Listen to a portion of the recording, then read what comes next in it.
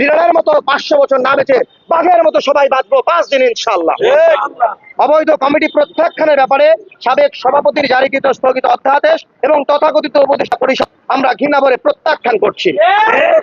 গঠনতান্ত্রিক পুনর্গঠন, সংগঠনকে পুনরায় গণতান্ত্রিক ধারায় ফিরিয়ে আনতে খুব শীঘ্রই আমরা দ্রুত নির্বাচন, খুব শীঘ্রই বলতে ইনশাআল্লাহ 5 কার্য দিবসের মধ্যে আমরা নির্বাচন আয়োজন করা হবে।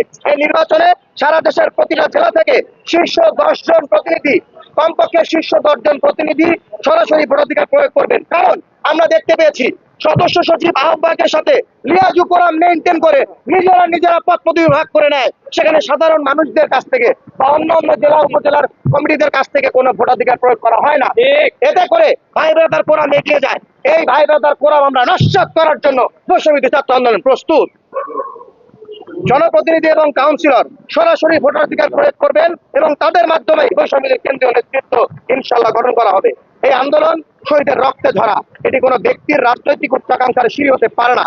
আমরা এই সংগঠনকে রক্ষা করব স্বচ্ছতা, জবাবদিহিতা এবং ন্যায়ের ভিত্তিতে। আপনাদের সকলকে ধন্যবাদ। আগে যে আমাদের ইলেকশন হয়েছে, জাতীয় নির্বাচন হয়েছে, এই আর্থিক বিষয়টা আসলে গণভোটের সাথে সংশ্লিষ্ট। গণভোটের পক্ষে হ্যাঁ প্রচারণার জন্য আর্থিক অনুদান গ্রহণ করা হয়েছে এবং সেটা কোন থ্রুতে করা হয়েছে, একটা সংগঠনের কাছে তো মূলত হচ্ছে ব্যাংকিং প্রসিডিউর মেনটেন করে আর্থিক অনুদানগুলো প্রদান করে থাকে। সেটির জন্য আমরা বারবার বলেছি, আমরা বাংলাদেশ ব্যাংকে চিঠি দিয়েছি। এরূপ কোন খাতে বাংলাদেশ ব্যাংক বৈষম্য, আমি আপনাদেরকে চিঠিটি পড়ে শোনাচ্ছি তা আপনাদের সুবিধার্থে। বিষয় গণভোটের প্রচারণার জন্য বৈষম্য বিরোধী ছাত্র আন্দোলনের নেতৃবৃন্দের অনুকূলে স্যাড, স্টুডেন্ট এগেইনস্ট ডিসক্রিমিনেশন বা স্যাড নামে বা যে কোনো নামেই হোক না কেন ছাড়কৃত অর্থের পূর্ণাঙ্গ তথ্য সরবরাহের অনুরোধ।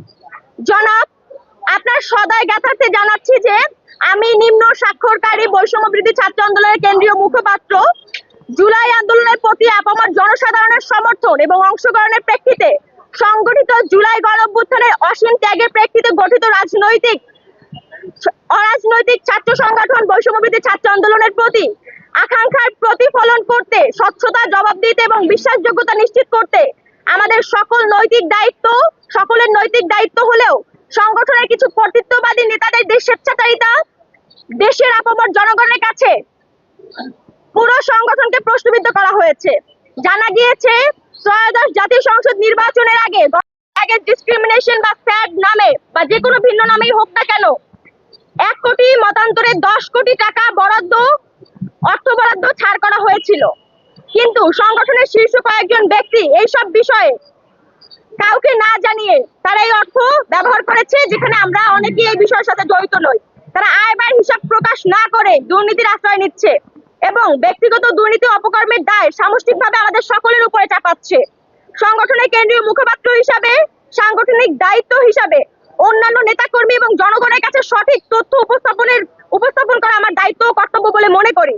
সেই জায়গা থেকে এই বিষয়ে প্রতিনিয়ত আমরা প্রশ্নের সম্মুখীন হচ্ছি এবং আমরা ব্যক্তিগতভাবে হেনস্থার শিকার হচ্ছি। এছাড়া পাবলিক ফান্ডের ব্যবহার এবং পাবলিক ফান্ডের বিষয়ে সম্যক তথ্য পাওয়া একজন নাগরিক হিসাবে আমার অধিকার।